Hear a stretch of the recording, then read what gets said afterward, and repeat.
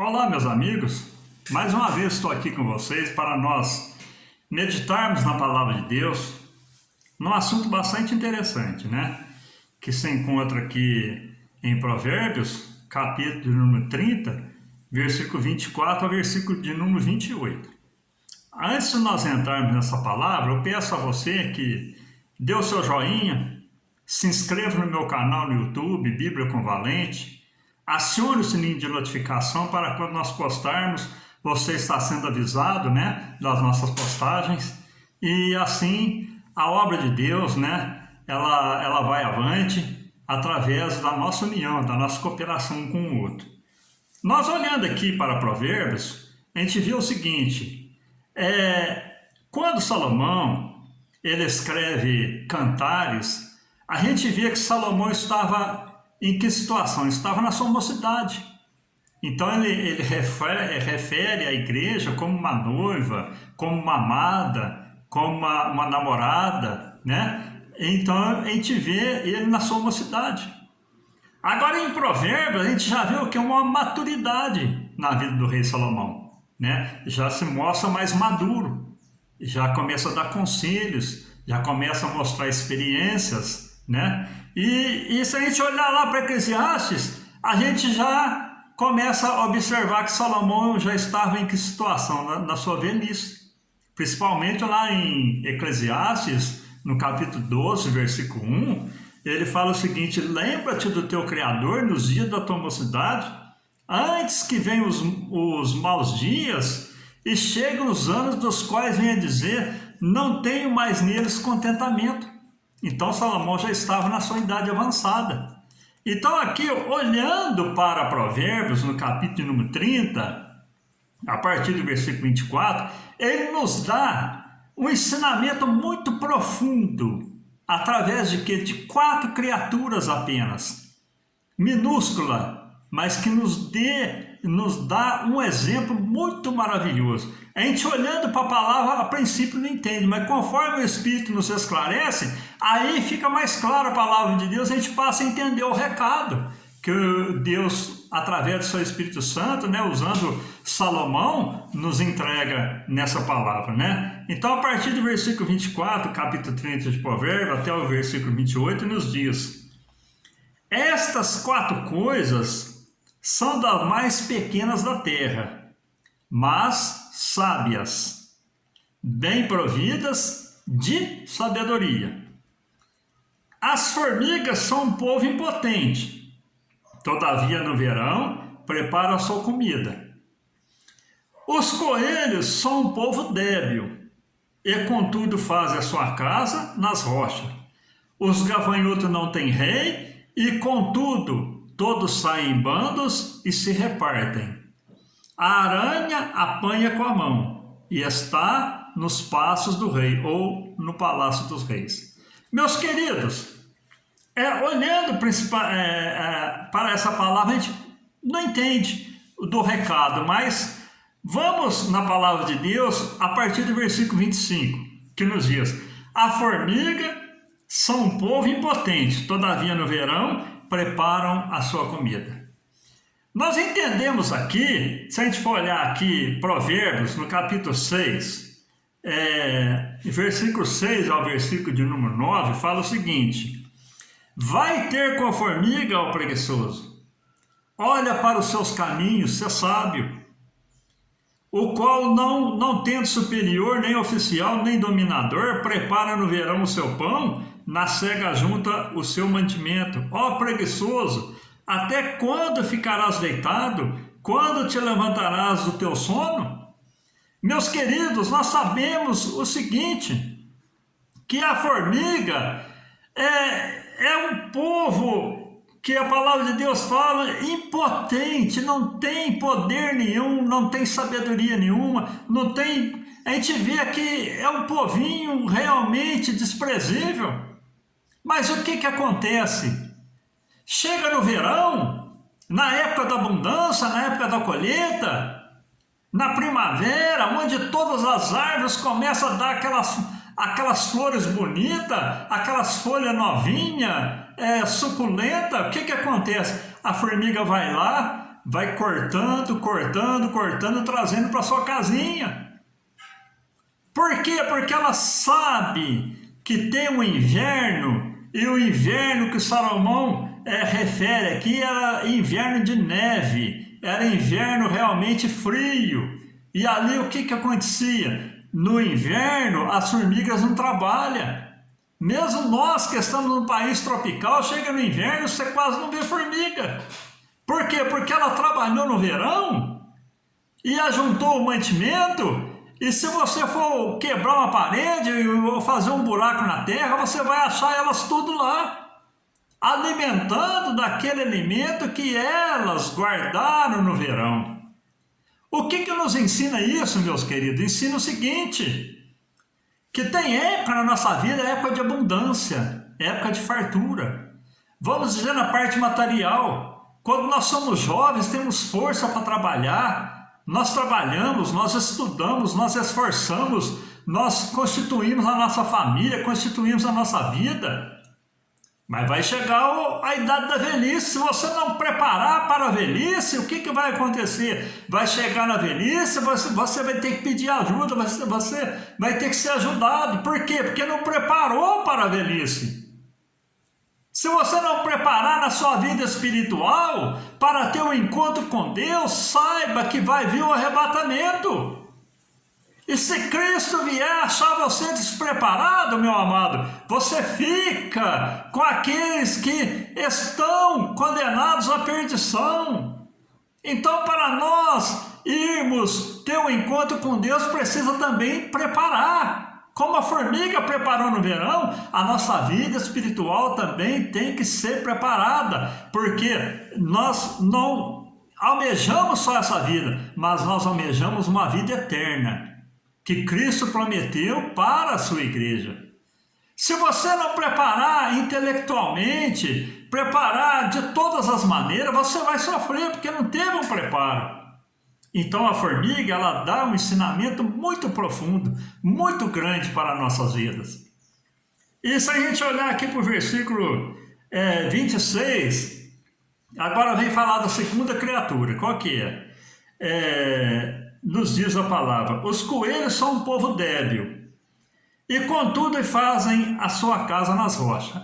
Meus amados, nós sabemos que os coelhos, se eles saem da sua toca, o que pode acontecer? O gavião pode pegar, o cachorro pode pegar, qualquer animal pode matar. Eu que já andei muito pelos matos, a gente vê muita lebre, vê muito animal da família do coelho. O que eles fazem? Eles fazem a sua toca debaixo da rocha. Meus amados, o que nós aprendemos com isso? Quando o coelho faz a sua casa debaixo da pedra, debaixo da rocha, é o que está falando aqui no versículo 26, o que acontece? Pode vir o animal que for, que não consegue tirar ele do buraco, porque ele está abrigado debaixo daquela rocha.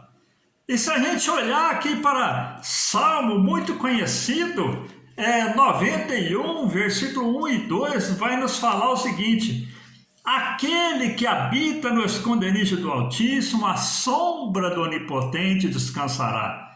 Direi do Senhor, Ele é o meu Deus, o meu refúgio, a minha fortaleza, e nele eu confiarei. Meus queridos, se nós estivermos abrigados debaixo, como o salmista fala aqui no versículo 1, aquele que habita no esconderijo do Altíssimo, a sombra do Onipotente descansará. Então, se nós estivermos debaixo da proteção do nosso Deus, vem luta, vem dificuldade, vem tribulação, vem angústia, vem perseguição, mas se nós estivermos abrigados em Cristo Jesus, o nosso Senhor, nada vai nos afligir.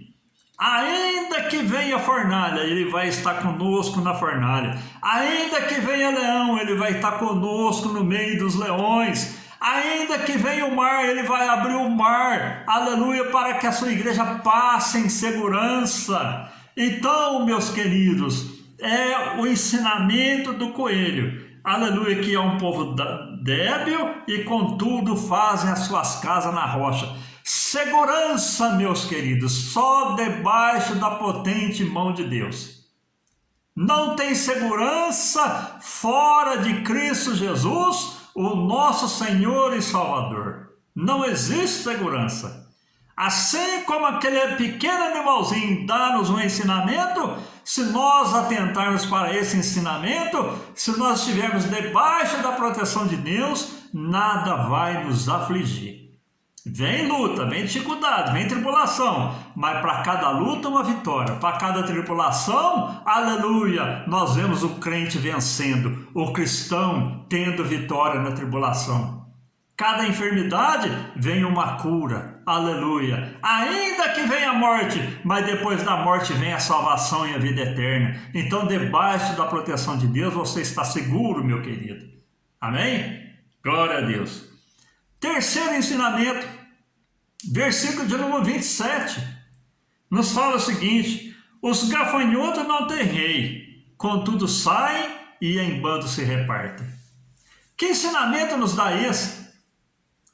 São multidões e multidões de gafanhotos, a gente vê hoje nas reportagens, né? Aqueles gafanhotos no sul, gafanhoto para todo lado, dando um prejuízo tremendo, eles saem em bando e vai tudo para um lugar só.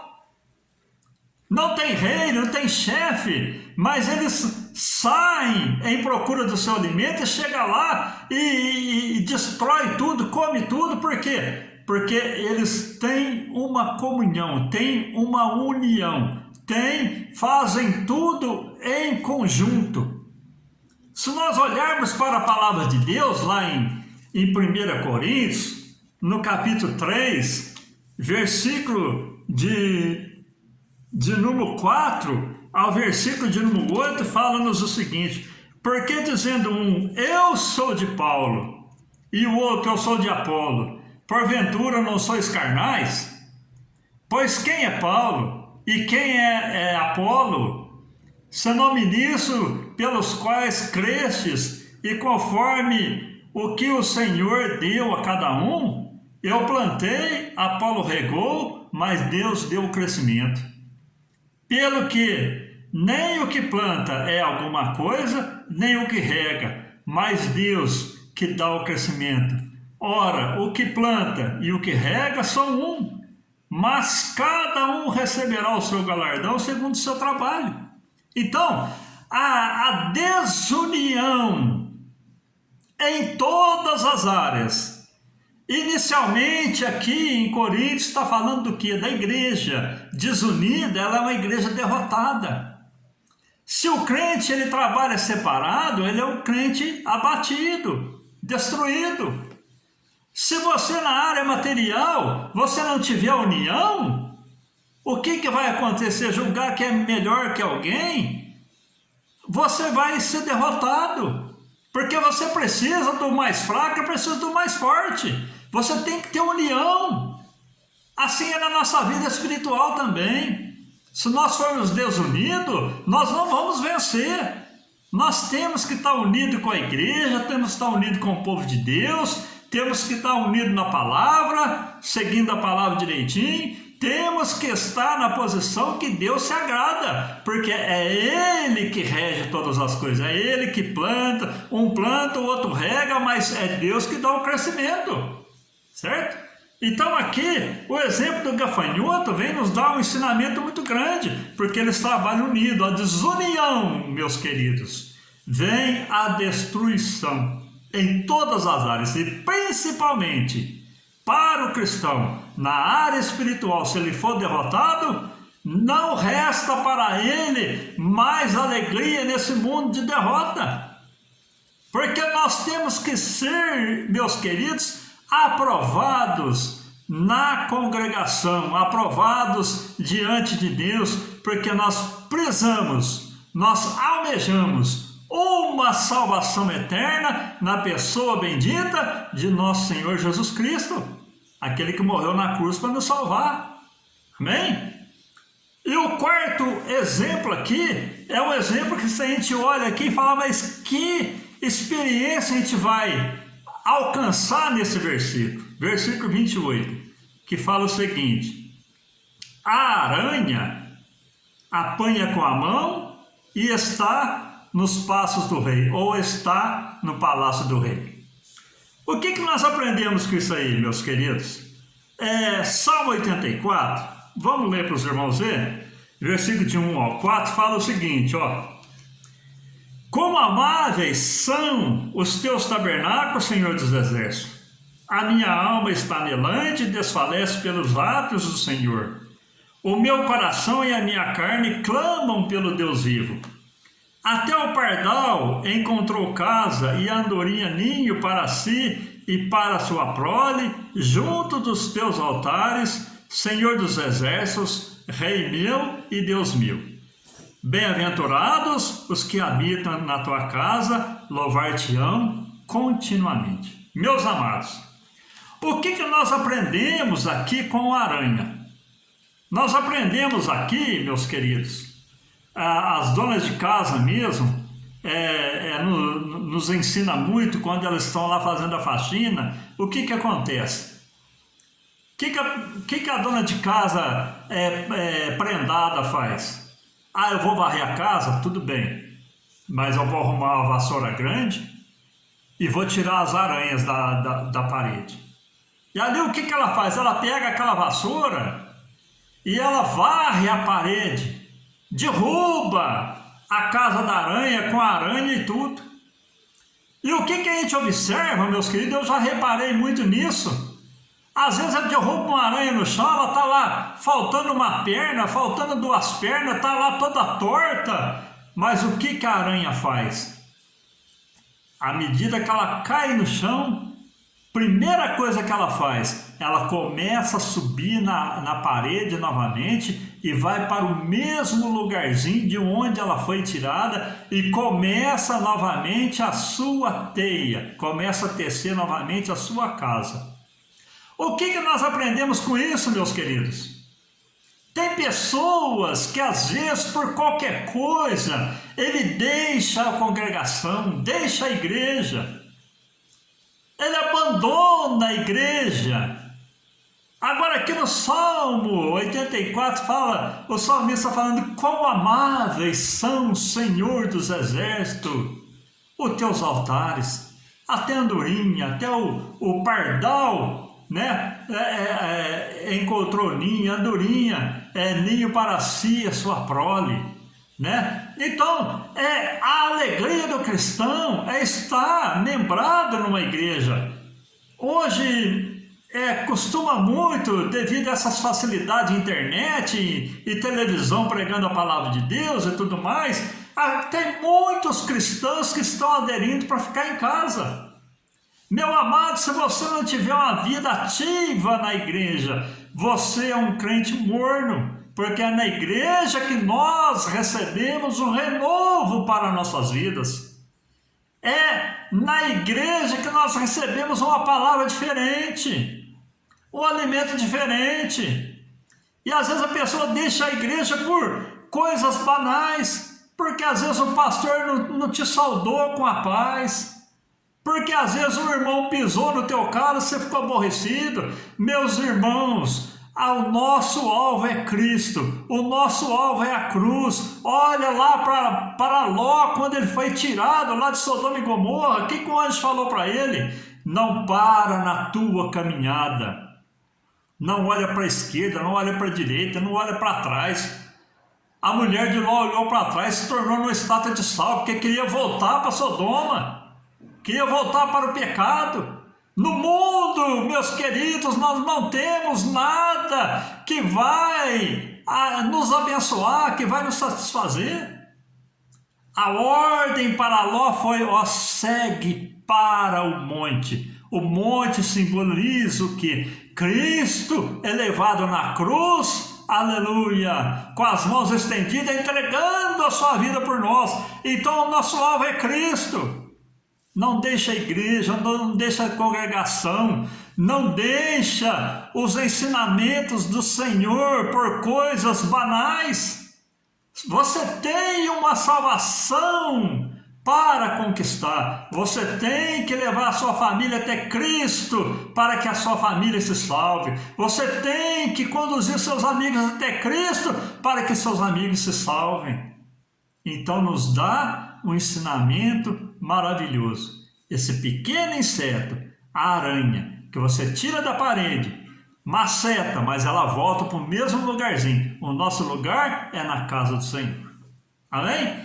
Então são 4 ensinamentos aqui de 4 animaizinhos insignificantes, mas que nos dá um ensinamento muito profundo para a nossa vida espiritual e para nós sermos vencedores. Glórias a Deus. Eu quero te abençoar, meu amado, com as bênçãos que os sacerdotes abençoavam o povo de Israel, que está lá em Números, no capítulo número 6, versículo 24 ao versículo 26, que nos diz: O Senhor te abençoe e te guarde. O Senhor faça resplandecer o seu rosto sobre ti e tenha misericórdia de ti. O Senhor sobre ti levante o seu rosto e te dê a paz. Fiquem com todos com Deus. Até o próximo vídeo, se Deus assim nos permitir.